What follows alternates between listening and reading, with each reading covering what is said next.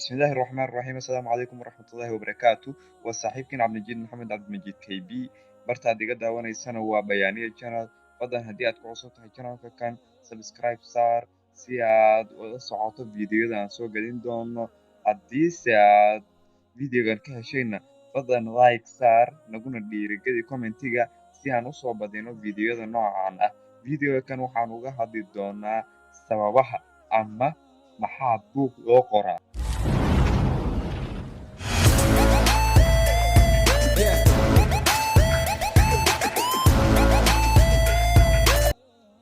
run ahaantii haddii aad weydiiso qof qoraa ah sababaha buug loo qoro waxa uu kuu sheegayaa danaha gaarka ah ama sababta ugu weyn ee asaga buug u qoray su-aasha tan ee ah maxaa buug loo qoraa waa su-aal in badan soo noqnoqotay oo waa su-aal kowniya waxaan kusoo koobi doonaa qodob oo aad iyo aad muhiim u ah aana u arkay baaritaan dheer markaan sameeyey inay yihiin sababaha ugu muhiimsan ee buug loo qoro sababta koowaad waa samaynta hanti qorayaasha soomaaliyeed ama qorayaasha afrikaanka ah inta badan waxay sameeyaan boqolkiiba 80 inay lacag ka sameeyaan ayay buug u qoraan waxayna noqotay maciishada maanta ugu badan ee dadka afrikaanka ah ay ka raadiyaan inay ay ka sameeyaan lacag waxaa jirto haddii aad qodobka kan aad ku dhaqmi jirtay ama aad ku fikrayso inaad buug u qorto fadlan waan kaa waaninayaa kana waantow inaad buug ka qorto waayo waxaa badan fashilkiisa mana ku gaaraysid heer oo lacagna kama samayn kartid qodobka labaad waxa uu noqonayaa dantu inay keentay dantu inay keentay markaan leenahay waxa weeye inaad ku qasban tahay waa qodob qasbiya inaad buug qorto waxaa ka mid ah waqtiga aad jaamacadda dhamaynaysid inaad buugga qortid si aad u qaadato shahaadadaada qof walba oo jaamacad dhameeyana waxa uu qorayaa buug midaasina waa khasab waxaa jirto goobaha shaqada markaad joogtid mararka qaar inay khasab kugu noqoto inaad buug qortid qodobadaas ayaa ka mid ah inay dantu keento qodobka saddexaad waxaan kusoo qaadan doonaa ku raaxaysi qodobka kan waxa weeye inaad buug qorto waxaaba iska jecel waa adiga un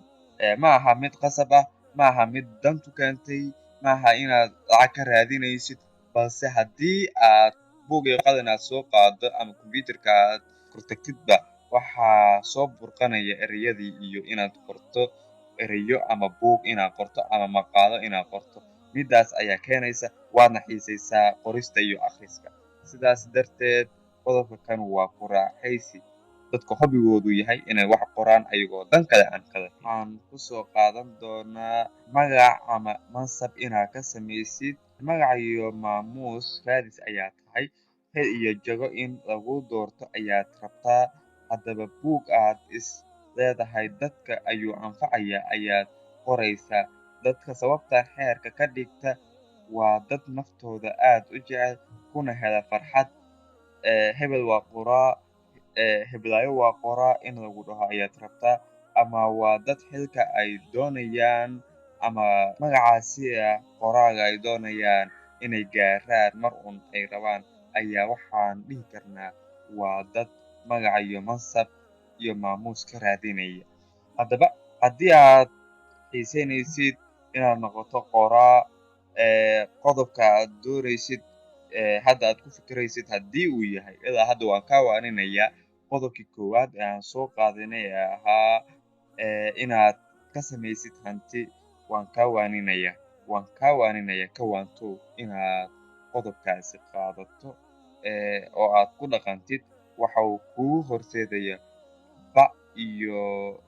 jab weyn ayuu kuu horseedayaa waxaan kusoo koobaynaa intaasi 5tii qodob ee aan soo qaadanay